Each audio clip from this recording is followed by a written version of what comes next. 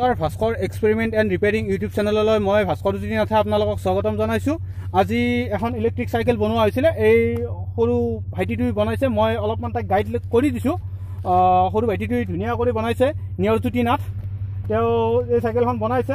আহকচোন আমি এই ভাইটিয়ে চাইকেলখন কিদৰে বনালে, ইলেক্ট্ৰিক চাইকেলখন সেইখিনি আমি ভিডিঅ'ত দেখাবলৈ চেষ্টা কৰোঁ। আহক আমি ভিডিঅ'টো আৰম্ভ কৰোঁ। ইলেক্ট্ৰিক এখন চাইকেল বনাইছোঁ। চাইকেলখন কেনেকৈ বনাইছোঁ সেই এটা আমি দেখাবলৈ চেষ্টা কৰিছোঁ। চাওকচোন, এই চুইচ অন কৰি দিছোঁ।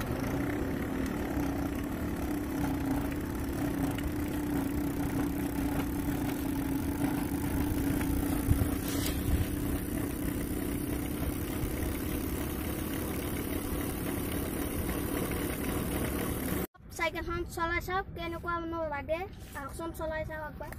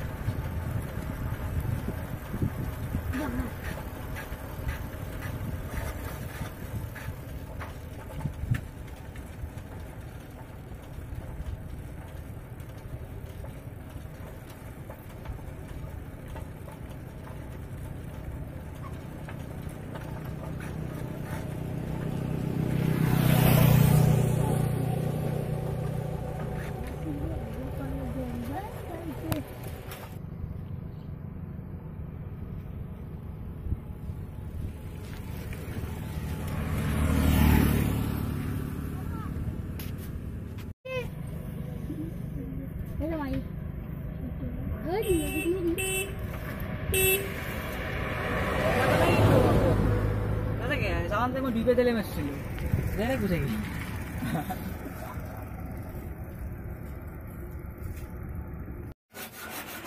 12 ভোল্টৰ পৰা 24 ভোল্টৰ ভিতৰত হোৱা মই এটা মটৰ ডিচি মটৰ লৈছোঁ, যিটো ফেনৰ এই গাড়ীৰ ৰেডিয়েটৰৰ ফেনৰ যিটো আছিলে সেই মটৰটো মোৰ ঘৰতে এনে পৰি আছিলে। এই মটৰটো তাত মই কাঠৰ গুটকা ৰানিং কৰি তাক পেকিং কৰি লৈছোঁ, মানে যাতে মোৰ মটৰটো লোহাত বান্ধি দিলে, আমাৰ চাইকেলৰ লোহাত বান্ধি দিলে তাৰ পিছলি যোৱাৰ বেছি চান্স থাকে। সেইকাৰণে মই তাক এই কাঠৰ হেৰিৰ সহায়ত মই তাক লৰিব নোৱাৰা কৰি বান্ধি লৈছোঁ, যাতে মোৰ নলৰে আৰু মটৰটো।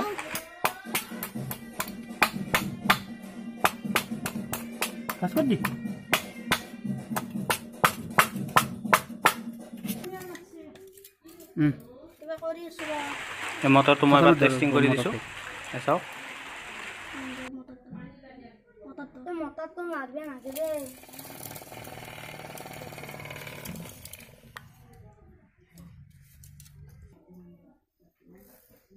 আমি এই চাইকেলখনতে ফিটিং কৰিম।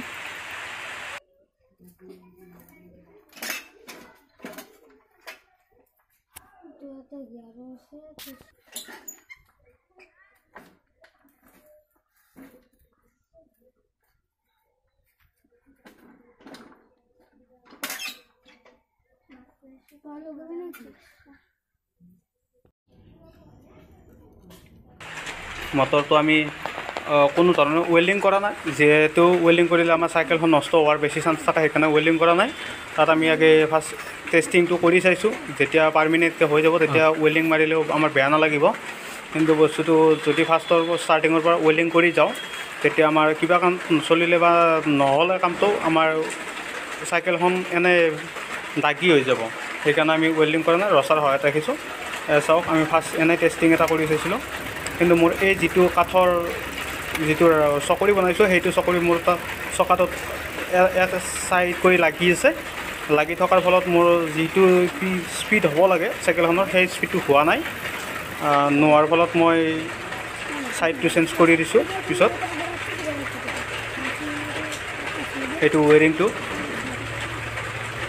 আমি এটা সৰু চুইচ এটাও ব্যৱহাৰ কৰিছোঁ, যিটো আমাৰ অফ অন। আচলতে তাত অফ অনৰ ঠাইত মই চুইচটো কলিং বেলৰ চুইচ দিলে মোৰ বেছি ভাল আছিলে, কিন্তু মোৰ ঘৰত ষ্টক নাছিলে, নাই কাৰণে মই পুৰণা এই চুইচ আছিলে সেই চুইচটোকে মই ব্যৱহাৰ কৰিছোঁ।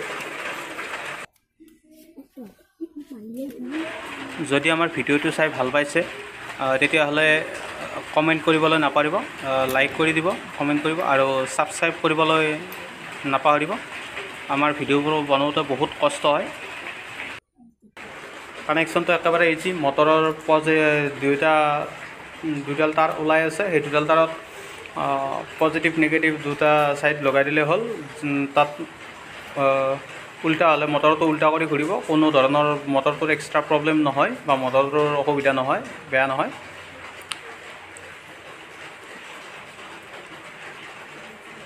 যদি মোৰ চেনেলটো এতিয়ালৈকে ছাবস্ক্ৰাইব কৰা নাই তেতিয়াহ'লে ছাবস্ক্ৰাইব কৰি দিব, লগতে লাইক কমেণ্ট আৰু শ্বেয়াৰ কৰিবলৈ নাপাহৰিব।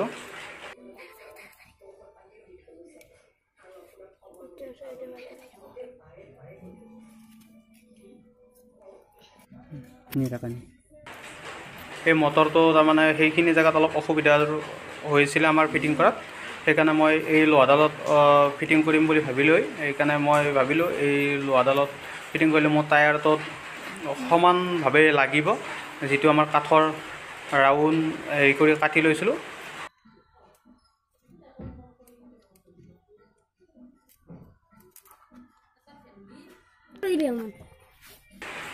বান্ধি ল'লোঁ ধুনীয়াকৈ, যাতে মটৰটো তলৰ ফালে নামি নাহে, সেইকাৰণে ওপৰৰ ফালৰ পৰা ধুনীয়া কৰি চাপৰ্ট দি দিছোঁ বান্ধি ৰছাৰে।